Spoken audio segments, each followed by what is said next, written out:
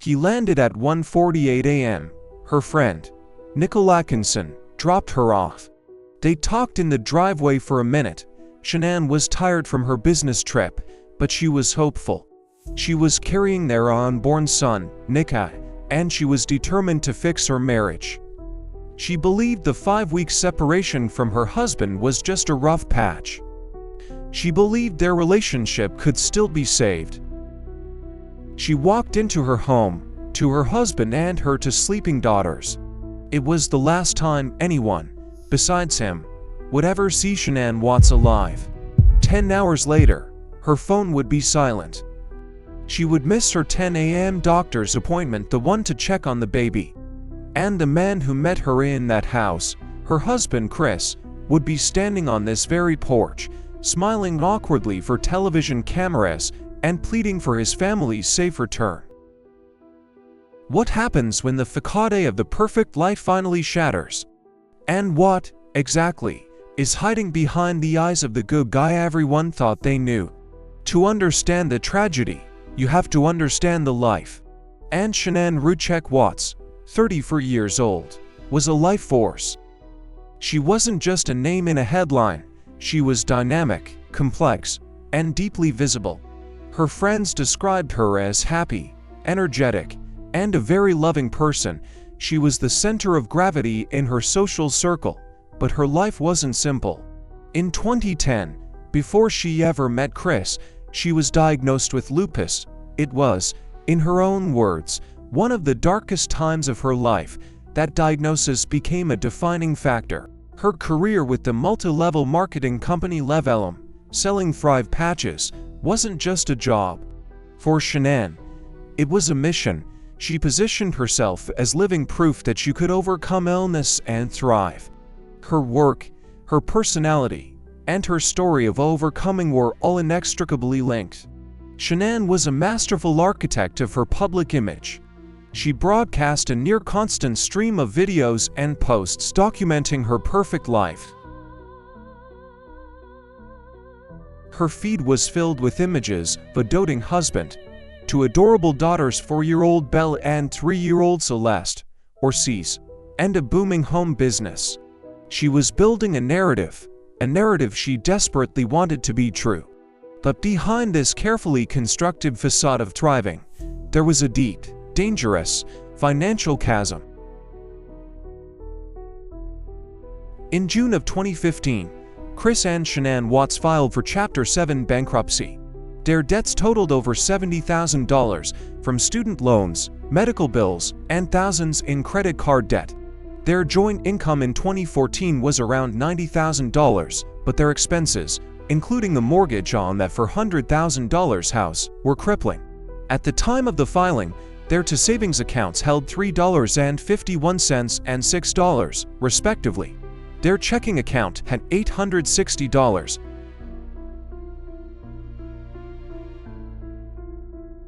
This stark contrast between the public persona of success and the private reality of financial freefall created an immense psychological pressure.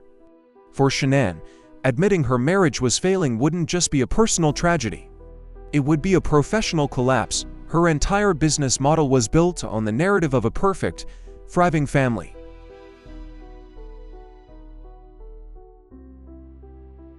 This dissonance explains why, in the final weeks of her life, she was fighting so desperately to fix the relationship. Her Facebook life wasn't just a lie, it was an ambition she was trying, frantically, to will into reality.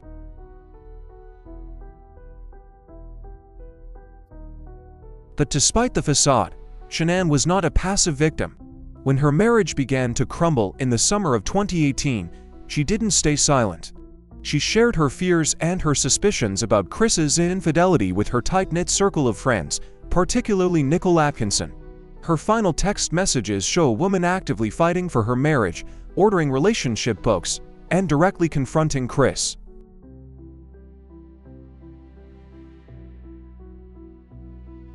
"If you are done," she wrote, "don't love me. I need you to tell me." It was this openness, this fierce bond of friendship, that would ultimately play a crucial role in the rapid unmasking of her killer. And then, there was Chris, 33-year-old Christopher Chris Watts. If Shanann was the sun, he was the shadow.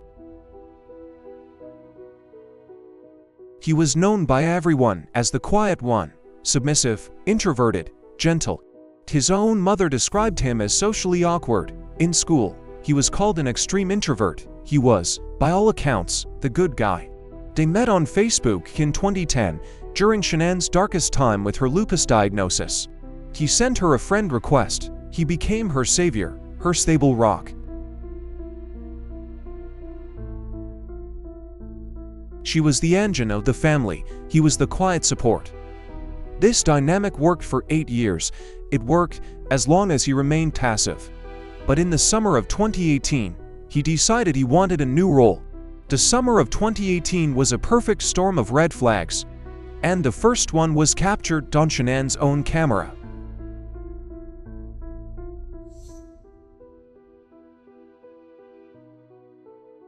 Red flag number 1. The pregnancy. May 29, 2018. Shanann films the moment she tells Chris she's pregnant with their third child, a boy they would name Nika. Watch his reaction. He just stares. Investigators would later describe his expression as dumbfounded before he forces a grin. By this point, he was likely already planning his exit. This child, this new baby boy, was cementing him into a life he desperately wanted to escape.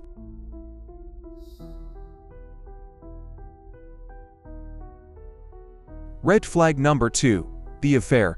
Almost immediately after learning of the pregnancy, in late May or early June, Chris begins a secret, passionate affair with a co-worker from Anadarko Petroleum, Nicole Kessinger. This was the point of no return. This affair offered him an escape hatch. He lied to Kessinger, telling her he was in the final stages of a divorce. She became the symbol of a new, unburdened life he craved.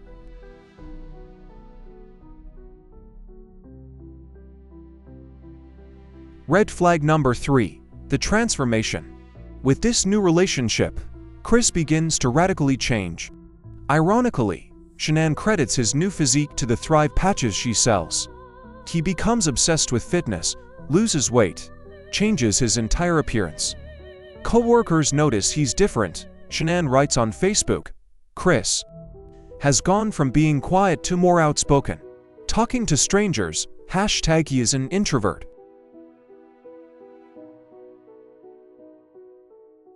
But this physical transformation wasn't about health, it was a rejection of his old identity. He was literally shedding the skin of the quiet family man to become someone new, someone desirable to his mistress. Red flag number 4. The detachment. In July, Shanann and the girls go to North Carolina for a 5-week family visit. For Chris, this is a trial run. He stays behind in Colorado and lives the bachelor life.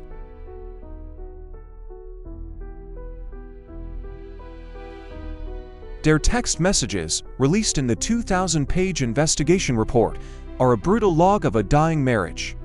They show Shanann's growing desperation, and then, the most chilling one. His replies are cold, detached, focused on his new diet and his workouts. He's already checked out. He is gaslighting her, making her feel crazy for even asking. Shanann senses it. She orders a relationship-saving book, Hold Me Tight. She suspects an affair, but he denies it. He denies everything. Red flag number 5. Escalation and deceit. The lies become bolder. On August 11th, while Shanann is on a business trip in Arizona, Chris hires a babysitter. He lies to the babysitter, saying he's going to a baseball game with coworkers. In reality, he's on a date with Nicole Kessinger. This act shows a cold, calculated contempt for his pregnant wife and his children. Under the nice guy mask, a dangerous psychology was hardening. Experts point to covert narcissism and sociopathy. He couldn't afford a divorce. He couldn't afford child support for 2, let alone 3, children.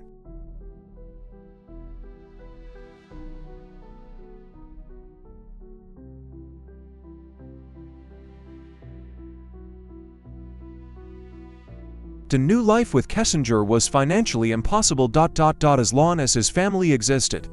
In his warped mind, Shanann, Bella, Celeste, and the unborn Nika were no longer his family.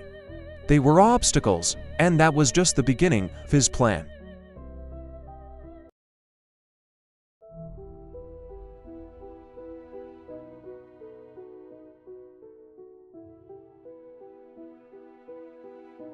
August 13th, 1:48 a.m. Shanann Watts walks into her home for the last time. We know what happened next. Not from his first, fabricated confession, but from his final one, given from prison on February 18, 2019. Soon after Shanann got into bed, the conversation began. It was emotional, he claims. He told her he wanted a divorce, that the marriage was over.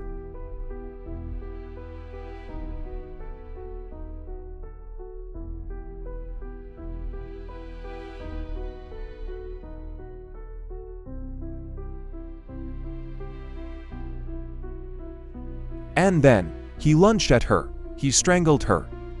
Right there in their marital bed, he would later state that she didn't fight back, and that he just couldn't let go. As he was wrapping Shanann's lifeless body in a bedsheet, 4-year-old Bella walked into the room, clutching her blanket. She asked, "What's wrong with mommy?"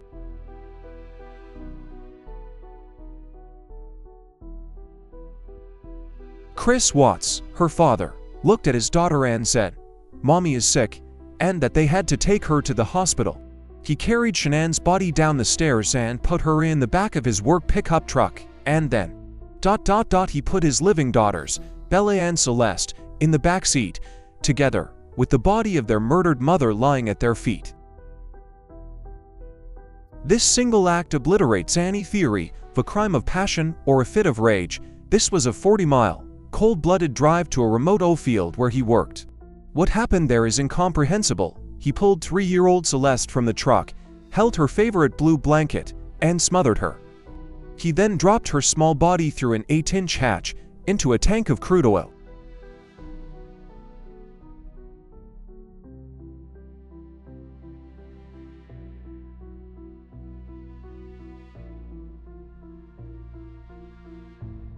Four-year-old Bella, who had just watched him kill her sister, began to plead for her own life. Her final, horrific words, according to his own confession, were, "Daddy, no." He smothered her the same way, and dropped her body into a different oil tank.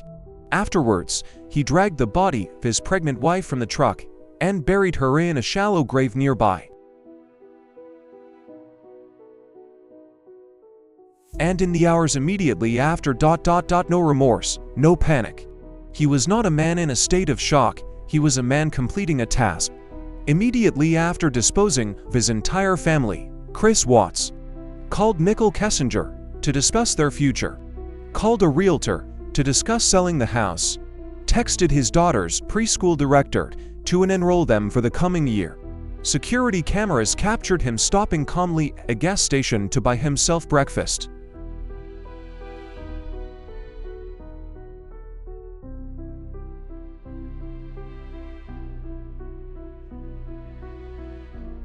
He wasn't grieving a loss, he was liquidating assets.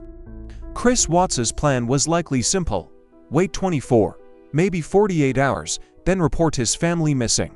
This would give him time to perfect his story, to play the part of the grieving husband. That plan was destroyed by one person. He had not accounted for the power of female friendship. He had not accounted for Nicole Atkinson.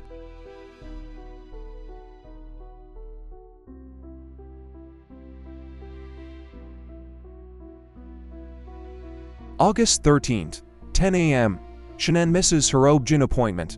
Nicole, who knew about the marriage problems, who knew about Shanann's suspicions, felt a jolt of pure panic.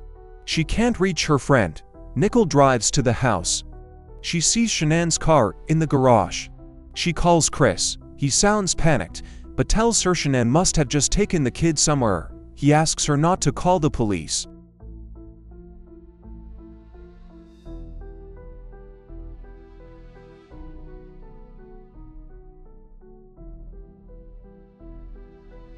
At 1:40 p.m., ignoring his request, Nicole Atkinson calls 911 and requests a welfare check. Because of her, the police were on his doorstep less than 12 hours after the murders. His lies began to unravel immediately. The next day, August 14th, He gives the infamous porch interview, pleading for his family's return.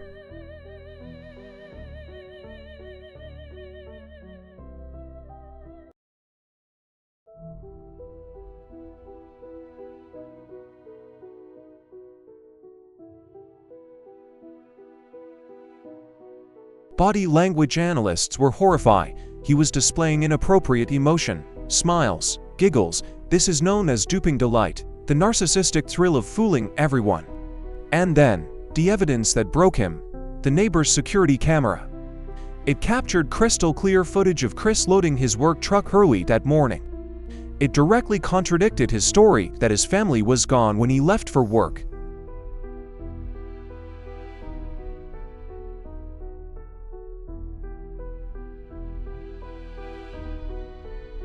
On the body cam, you can see the blood drain from his face as he watches his alibi crumble in real time. On August 15th, he fails a polygraph test. Devastatingly, the game is over. But he makes one last, desperate attempt to control the narrative. He concocts an unthinkable story. He claims that Shanann strangled the girls after he asked for a divorce. He claims that he, in a fit of rage, strangled Shanann in retaliation.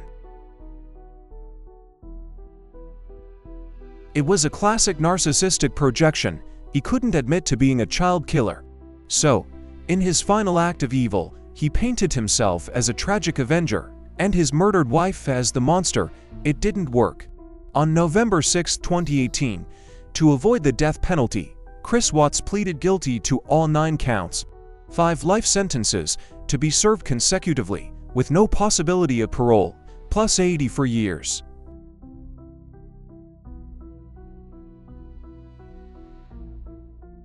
The Watts family tragedy is not a story about a sudden snap or a fit of rage. It is a textbook case of a calculated, narcissistic collapse. It's a story about the danger of facades. A story of how the pressure to project a perfect life on social media can conceal a terrifying reality of financial ruin and psychological emptiness. It is a story that proves the quiet, nice guy is sometimes just a mask, hiding a profound incapacity for empathy and a dangerously fragile ego.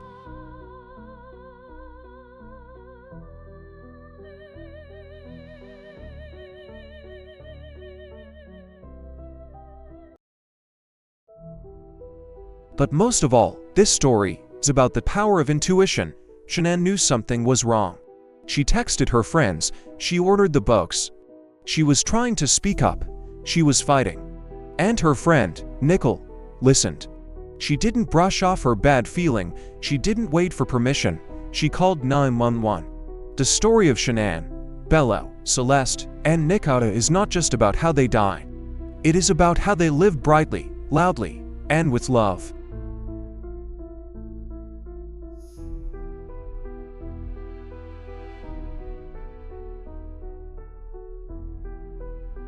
And it is a permanent, haunting reminder to always trust your gut, to speak up, even when you're scared. And to listen, really listen, when a friend tells you she's afraid. She came home at 1:48 a.m., she deserved to be safe.